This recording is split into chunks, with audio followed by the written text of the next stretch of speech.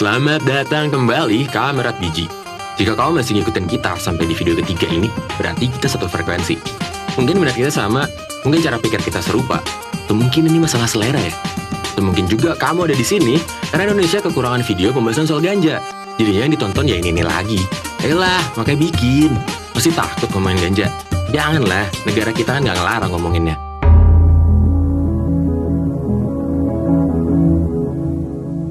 Hari ini kita akan ngebahas soal stigma.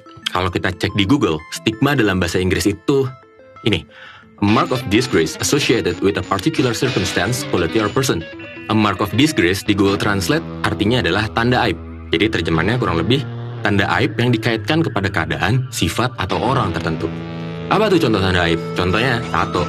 15-20 tahun yang lalu, tato dianggap sebagai sesuatu yang tabu dan bahkan patut diwaspadain. Gue masih ingat banget respon orang tua gue waktu tahu gue mau bikin tato dulu. Mereka bilang nanti susah dapet kerja, susah punya teman, dan lain-lain lah ya. Di tahun 80-90an emang tato tuh erat banget sama penjara, residivis, preman, ya lain sebagainya lah. Lo tahu maksud gue. Stigma seperti ini tentang tato adalah warisan era Orde Baru.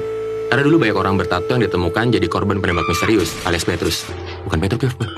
Petrus di zaman Orba dipercaya sebagai, bukan Santo Petrus lah, dipercaya sebagai pengendali ketertiban masyarakat.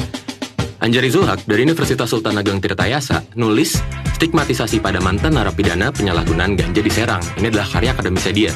Argumennya bahwa mantan narapidana kasus ganja sulit untuk diterima kembali dalam lingkungan sosial setelah bebas dari penjara. Anjar melihat stigma masyarakat sebagai suatu ketidakadilan yang perlu diatasi.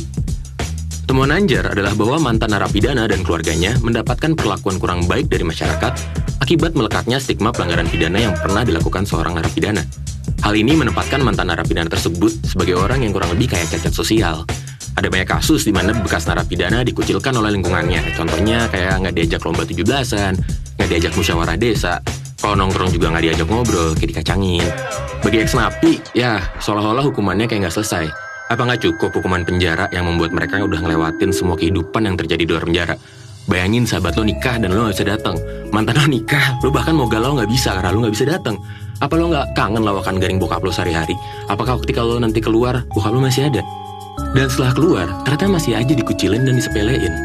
Mau pelanggaran lo berat, mau pelanggaran apes, sama aja. Keluar penjara masih banyak penstigmaan kepada ex-napi. Come on, everybody deserves a fresh start.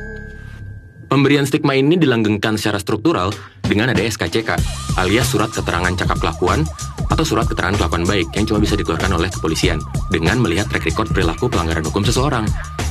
SKCK ini sering diminta oleh berbagai perusahaan ketika ada pelamar kerja contohnya, atau ketika melamar jadi PNS. SKCK juga dibutuhin ketika kamu ingin melamar untuk dapat beasiswa. Orang yang pernah terlibat pelanggaran pidana biasanya sulit mustahil untuk mendapatkan surat ini sehingga hidupnya jadi susah banget. Jadi, kalimat bahwa ganja itu membahayakan masa depanmu untuk saat ini mungkin benar.